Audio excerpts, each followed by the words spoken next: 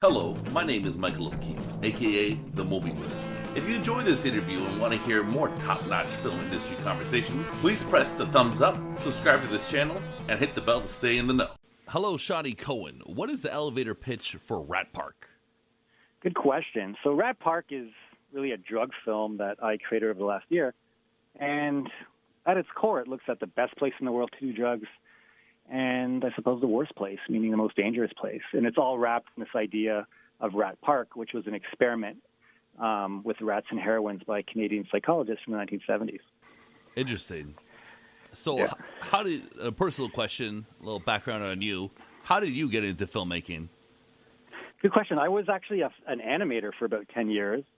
And I think, for me, I kind of got bored with animation. And I got a grant from the National Film Board of Canada and kind of dipped my toes into making documentaries, and then made a documentary about my family. And at that point, it did quite well. And I got a job with Vice and started kind of layering this theme of like addiction into a lot of my documentaries. So I've made 3 or 4 documentaries about drugs and addiction. And I think Rat Park for me is this evolution of like the ultimate thing that I have to say about, where we're going with drug policy and the war on drugs. And I thought Rat Park, this experiment, this Canadian experiment that no one's heard of, was kind of the perfect metaphor for all of it. Do you have a favorite documentary director, or are there specific directors that make documentaries that sort of stand out a bit more than the others?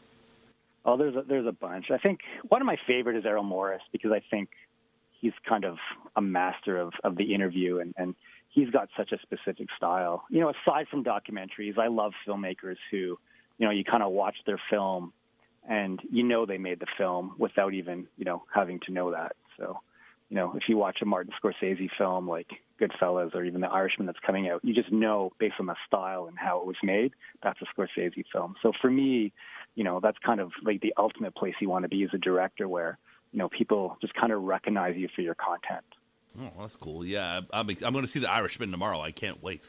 Yeah, me too. Yeah. Oh, you're seeing it tomorrow too? Yeah, I can't wait. Dying to see it. Wow, that's interesting. Yeah.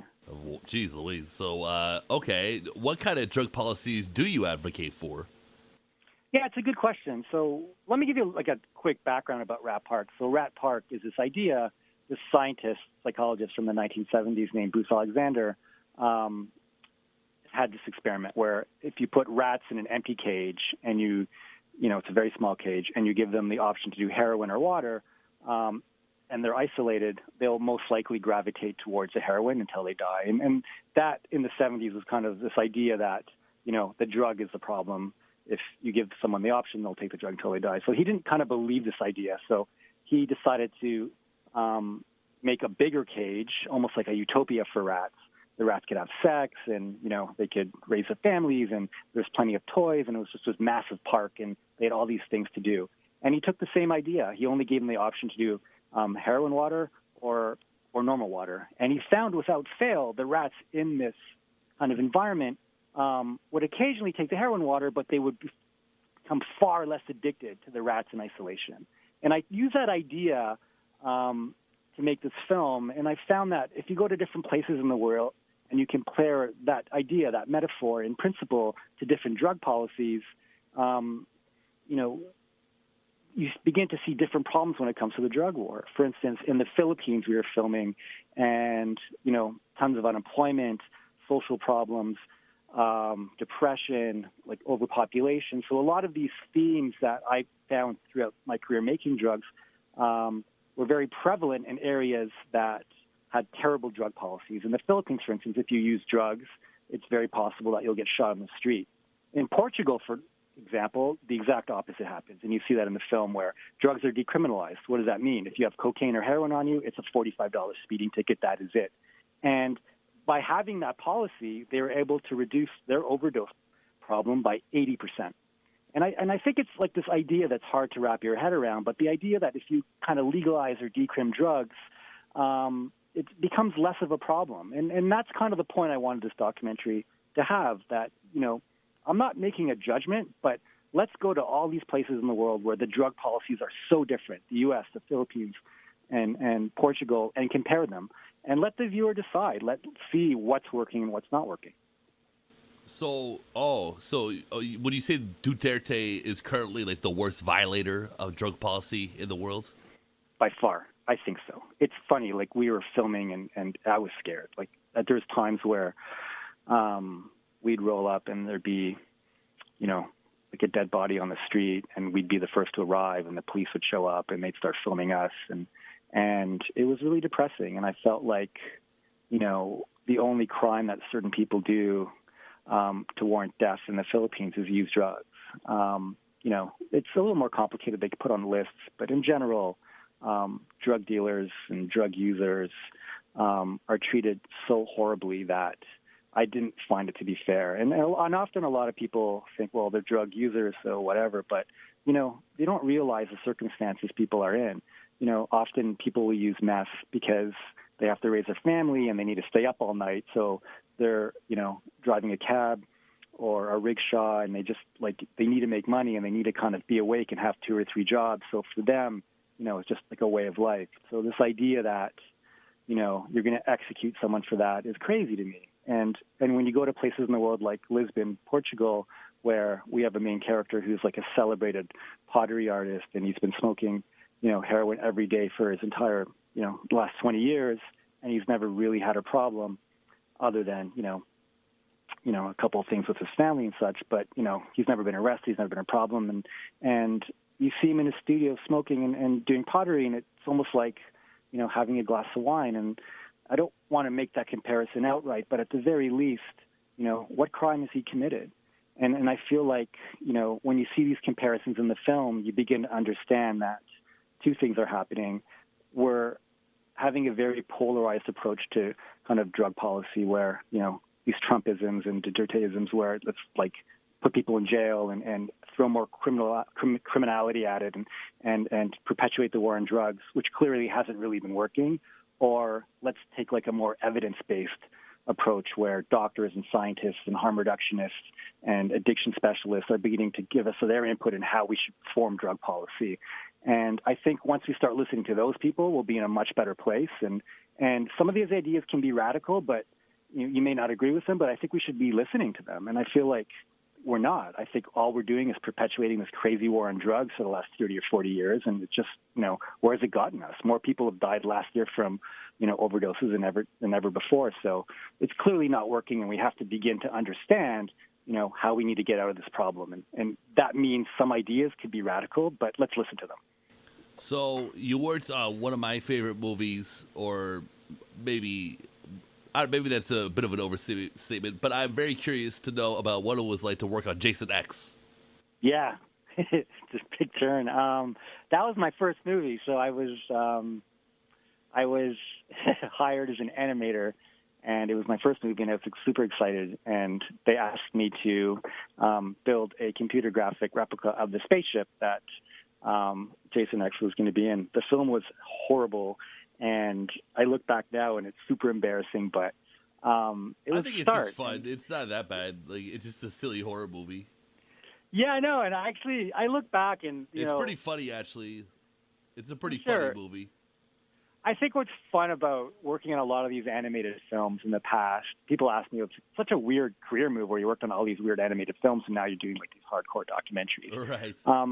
I think I learned a lot from that process. Because I feel like a lot of times when I was animating, I was in a situation where I was hanging out with the filmmakers and I was watching filmmaking and editing, and I learned a lot about the process. And I kind of feel that's true of all types of filmmaking. There's a way to tell a story, there's structure, there's a way to handle camera, sound equipment. So I really became technically very proficient at making films.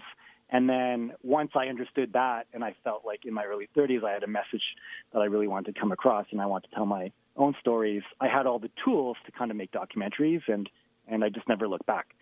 Cool. So tell me about getting the ball rolling, with your relationship with Vice Canada. Yeah. I've been working for Vice for about 5 years, and it's awesome. I mean, what's cool about Vice is that the company does so many different things. And for me, I like to sit beside a lot of these amazing writers, and I sit beside them on purpose because I have access to their content. And often we're always in these meetings talking about stuff they write. So for me, I can just kind of, be like, hey, that's an awesome article. Can I adapt that into a film? And you can. And I think that's, what's kind of cool about working in such a cool creative space, whether you're writing, whether you're making commercials, documentaries, doing all these things. It's all kind of wrapped in this Vice brand and this ability to kind of, make things that you think are important in the world. And you have that ability to tell the story. I mean, there's still a little bit of bureaucracy you got to deal with like anywhere, but it's been fun. And I've had the ability to tell stories like Rat Park, which, was hard to get funded. But at the end of the day, I don't know if there was any other place other than Vice that you could make it, because it's a super controversial film. And it's something I really wanted to do. And I built the trust of the executives to reach a point where I'm going to go to their office and say, hey, I'm making this hardcore drug film, and it's about decriminalization. It's like an anti-drug war movie, and I want to do it. And they're like, all right, cool, go make it. So yeah, I mean, that for me is Vice in a nutshell. Yeah, they love drugs and food at Vice. Yeah, that's our kind of that's a big thing. Yeah. Food is really big, actually. Yeah, Munchies is doing well. Oh yeah. Vice is fun. So, tell me about growing up in a strip club. Yeah, that's interesting. So I made a film about this in 2013 called The Manor, and it was literally about my life and what it was like having a family that decided to buy a strip club when I was just a kid. And it was a trip, and I think looking back, I love that I made that film because, I spent 2 years making it, and it was just such a personal journey, and it taught me a lot about what it's like to film yourself and your family and put everyone in a situation, have this responsibility of telling something that's both truthful and at the same time deeply personal. So as a filmmaker, I learned a lot about, that environment. But yeah, I also learned a lot about life, I guess, in this kind of like Bukowski style of living as a child and watching my parents grow up. Like you learn a lot about like drugs and like, you're seeing these strange situations unfold as a kid. Like I think for my bar mitzvah, I got a lap dance, which was crazy, unusual. But I grew up really fast, and I feel like, that environment is completely responsible for why I'm creative today, because it was just so unusual. So I cherish the fact that my parents own this place and still own this place. I don't hang out there that much anymore. What's it called for people who want to check it out? Yeah, it's called The Manor, and I don't know. I think you can watch it on. I haven't watched it in years. I think you can watch it on, the name on of iTunes. Of the strip club or the documentary? Both. Yeah. And that's a Toronto strip club, right? Just off. It's like an hour, I think, west of Toronto. It's in Guelph. Is it Guelph? So a Guelph strip club called The Manor. Got it. Yeah. Now I think a few lap dances are going to happen. So yeah, for sure. What do people not know about filmmaking in Toronto? What's different in Toronto than New York or Los Angeles? It really ranges. I think there's so many different types of filmmaking. I think commercials are really big, here. So I've always kind of stuck to documentary because it's a genre that I love. So for me, it's been a lot of fun to kind of work for Vice and find local stories, international stories that are bigger in scope that I can kind of, help tell a story with. So, but, I'm constantly in the New York office too. So for me, I wouldn't say the location has a lot to do with the story you're going to tell. I just feel like once you have the tools and once you have an idea, you can tell a story anywhere.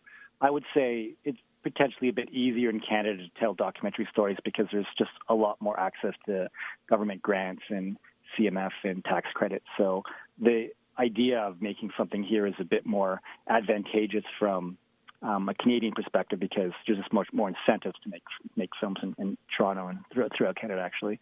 But that doesn't change the fact that filmmaking is still hard, and especially if you want to tell like a very controversial story, you got to convince a lot of people with money to give you that money because they feel they're going to make a profit. But at the end of the day, sometimes they don't, and sometimes the bigger ethical question comes into play, like something like Rat Park, where maybe the message is a bit more important than the idea that this could make money. So I'm really kind of grateful that I had the opportunity to make this film because it's by far one of the most controversial films I've made.